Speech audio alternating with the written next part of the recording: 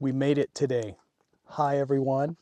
This is Chris with Beyond My Knowing, and we made it a trek out here to beautiful Black Mountain. This is where we'll be doing our episode for today. Welcome. Today is November 7th, I believe, 2025. And we're going to start off with April 2023. And this first vision is a strange man in our bedroom. Last night, my beloved woke up to a masculine figure at the foot of our bed with a pointy nose, a beard, and a mustache, and he was looking very stern. And he was also wearing a hooded cloak. She woke me up, and then we both sat up in bed, and we watched him as he slowly faded back, and then he disappeared. Next vision in April is the Egyptian sun god, Ra. He came to and paid us a visit in our bedroom. During the night, I had the Egyptian sun god Ra visit. He was in his human body with a falcon head. And Isis was also there with him. And there was also another entity in the room that I could not remember their name. When these gods were here, I felt my right foot get poked twice, as if they were doing something to my feet. When I saw Ra, he turned after looking at me sideways, so he was looking to my left. And as he did this, a crystal orb that was glowing green slowly emerged from his chest. And at that point, he faded away. The following night in bed, I saw a crystal ball in my beloved's heart. It had beautiful gold threads running through it, and then these gold threads merged into a beautiful torus energy field of pure love. Next vision of April 2023, Sekmet and Bastet. I was shown a sphere of energy incorporated with a blanket of energy, all swirling, moving, and folding in a whitish violet color. I was then shown 3 portals for my Merkaba and was told that Sekmet and Bastet would be helping me with clearing energies. The next portion here is not a vision, so to speak. It's our trip to Sedona in Arizona. And our first night in Sedona, this is the vision that occurred. I slept great until about 5 in the morning. And at this time, my short but interesting vision occurred. My vision started with me being covered with a green blanket that looked like aventurine. And then 2 white snakes with white skulls for heads popped up on each side of my hips. And they did this to look around. And then I saw their heads turning from side to side, and then they went back inside my body. That morning, we were sitting on the balcony looking out at Chimney Rock and the valley. To the right of Chimney Rock, in the distance, my beloved saw a dragon guardian on the mountainside. He was brown with toes like a gecko. The next night, I was given instructions in my vision. I was told to go to Twin Buttes. There were green rocks I needed to find, and then I saw an infinity symbol. During the day, we hiked to the top of Cathedral Rock, up in the saddle area, and we experienced the vortex and we did some energy work. Then we drove around and found a dirt road to Twin Buttes. We parked and started hiking. We were looking for a trail. We found an unmarked trail that we started hiking on, and as we were hiking, we started following a dry creek bed. As I was looking around, I was looking into the creek bed and I saw green rocks. That's crazy because I thought all the rocks in Sedona would have been red. I walked down into the creek bed and stood some of the green rocks up to create towers and a flow of energy. We started walking up the creek bed and didn't see much until we turned around. As we were walking back, we saw everything in a completely different perspective. My beloved saw a red rock through the trees with a very large spiral on it. It was a portal. I was being asked to reopen this energetic portal for Gaia. I focused on my heart chakra to expand my energy with love and light and send it through my hand to the spiral on the rock. As we were walking back from that portal, we found a second rock with the same large spiral on it. We activated that one as well. May 2023, Black Mountain Mover. My beloved and I thought we would go for a drive out to the desert to a special place called Black Mountain. This sacred place is known for having obsidian. Once we arrived, we had parked and started hiking along one of the rolling hills looking for obsidian. In the distance, my beloved could see an indigenous chief riding up on a horse to us. He was dressed in white with long black flowing hair. When he got to us from his horseback, he told my beloved that he saw my light from very far away and that he would never forget my light because I was his brother. He then got off of his horse and walked over to me and put his hands out in front of me for me to grab his forearm and him my forearm as we greeted each other. He was Paiute. As I was in a previous incarnation, his name was Black Mountain Mover, and mine was Midnight Stone Talker. We would trade obsidian, raw stone, and also worked arrowheads and spear points and knives to other tribes. My name, Midnight Stone Talker, was given to me for my ability to speak with the stone beings and work with the energies of the portals. In this lifetime, I was a portal guardian and a portal keeper. My wife was Walking Willow, and our son was Running with the Wind. One of the reasons why I incarnated as a white man this time was to do work I would not have been able to do as my indigenous self needed to do. June 2023. Strap on, kids. This is a good one. This is called Brother's Quest. My soul brother Vince and I had came back out here to Black Mountain to do our first portal work together. Let's get started. The portal work has begun. My soul brother and I, who I love dearly, we traveled to Black Mountain.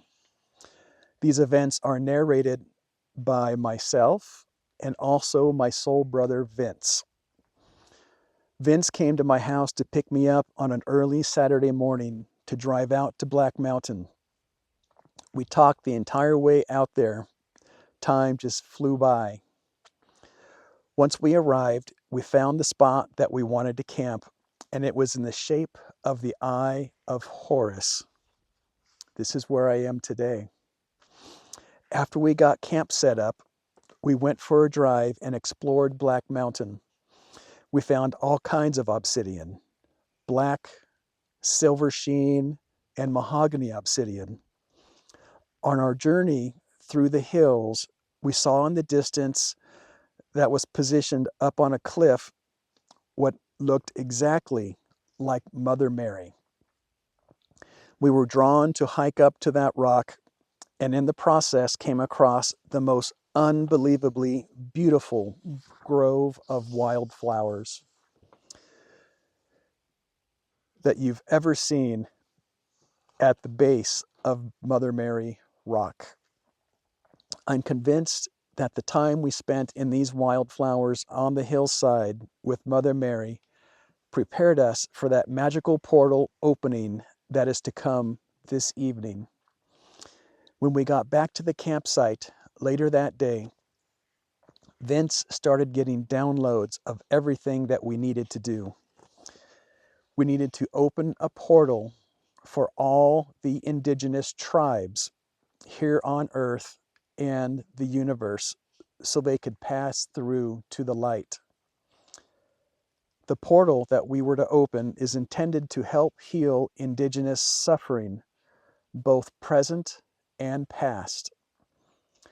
Due to the massive amount of suffering of the indigenous since they were born, with unneeded amounts of suffering in their DNA that adds to the collective suffering. It was brought to our attention that there are large amounts of this inherent and unneeded suffering lingering in our collective that can be simply removed. The large juniper tree in the center of our campsite was the center of the Eye of Horus. This tree became the crystalline tree through metamorphosis during our opening of the portal. As we meditated under the tree, we could hear horses coming, and we could also hear their hoofs on the ground as they were running and coming to a complete stop. As the wind blew, we could also hear indigenous drums, distant voices, and the elders singing. I knew that Chris and I were very energetically synced, as we were both able to visibly see the same orbs in the sky, as well as the same sparks of light that Chris referred to as fireflies. At the beginning of our work, Vince saw the indigenous gather around us. They were looking at me, Chris, Vince said, and they were asking if Chris was the one. Most of the indigenous that were looking at Chris were young.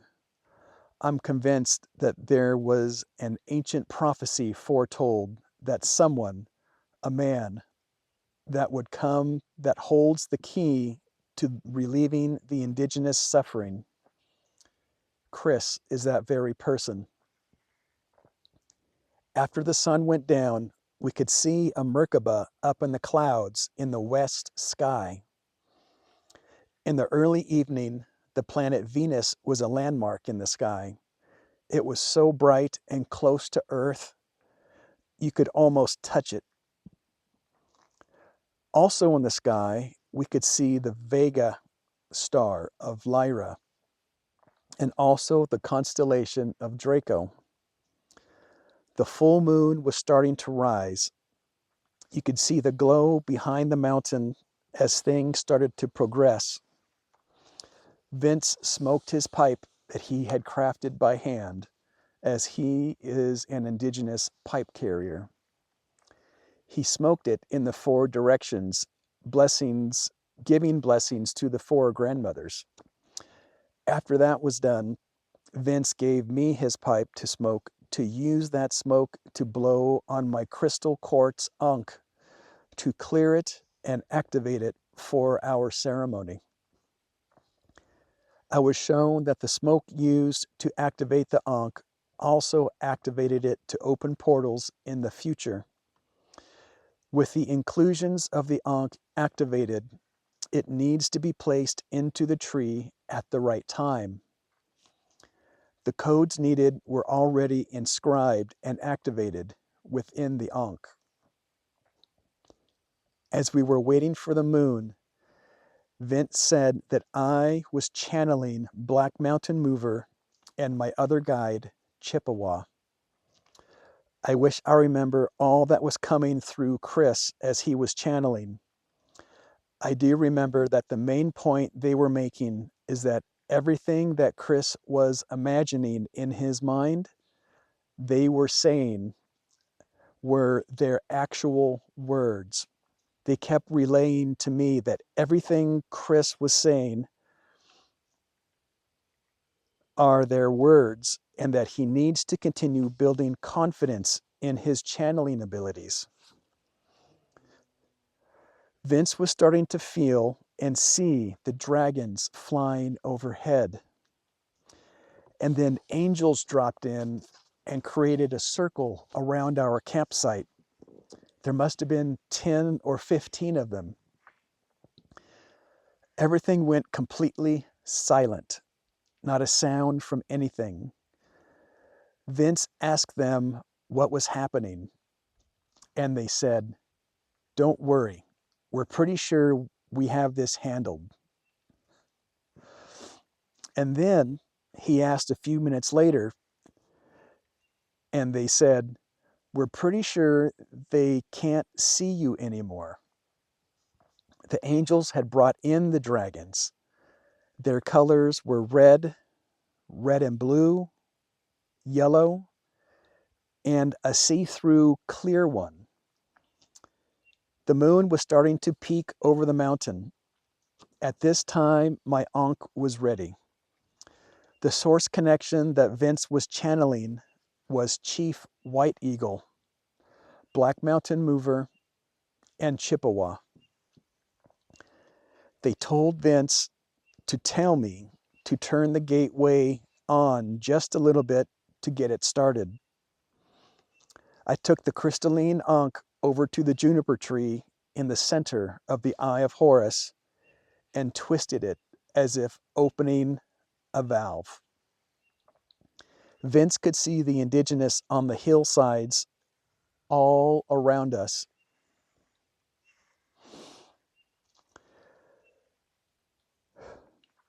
They were waiting for us to do our work and open the portal. So we opened the portal all the way up because there were so many indigenous waiting. As the portal opened, it was almost as if there was a dome around our entire campsite.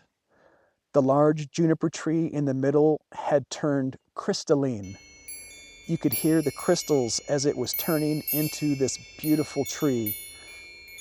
The indigenous came forward to the dome, and as they did, they were sent straight up to the light. There were thousands. At this time, after a few minutes, we turned the portal down to a glow, waiting until the full moon was in her bright, beautiful glory. As the full moon was almost completely up, I think this was around 10:15, Vince went up on the hillside to see what he could see. He saw the indigenous for miles around.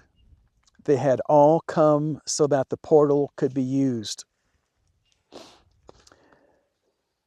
They could pass into the next life with the portal. At this time, we opened the portal completely up, and the indigenous from all over the planet came and went to the light to finish their mission.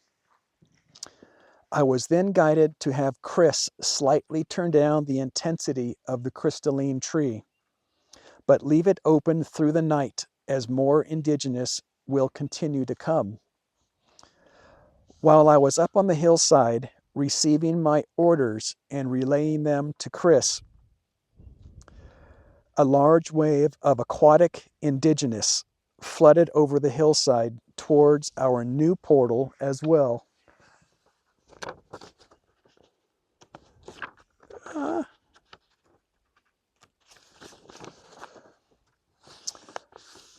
I believe these were all descendants of the ancient Mu culture. Throughout the night, we both heard the continuing sound of horse hooves, drumming, and chanting. At one point, I heard the indigenous Aborigines from Australia. They showed up in the early morning as I could hear their chanting and unmistakable sound of their bull roars in the distance. In the middle of all this, Chris and I discovered that he spent time in his ancient life while he lived as Chippewa with his brothers in the coastal tribes. At that time, he presented them with an obsidian stone that is now deep within the ocean. Chris and I were both getting downloads at this point, and we both discovered that the stone he gave them at that time was called a codex stone, that he, when I was Chippewa, gifted to his whale brothers of the Mu civilization. Chris and his beloved in this lifetime have found the twin of that codex stone made of obsidian that they now have in their possession in their home. I am convinced that this will be used as a portal, gateway, and a communication source to communicate directly with the Mu civilization and the whale magic to be used in the future. What an experience that was. July 2023. This is the final energetic connection for this episode. So Quen. It's time to connect a crystalline tree from our property to Black Mountain. This tree will assist in the energies of Black Mountain and also here on the property. Her name is So Quen.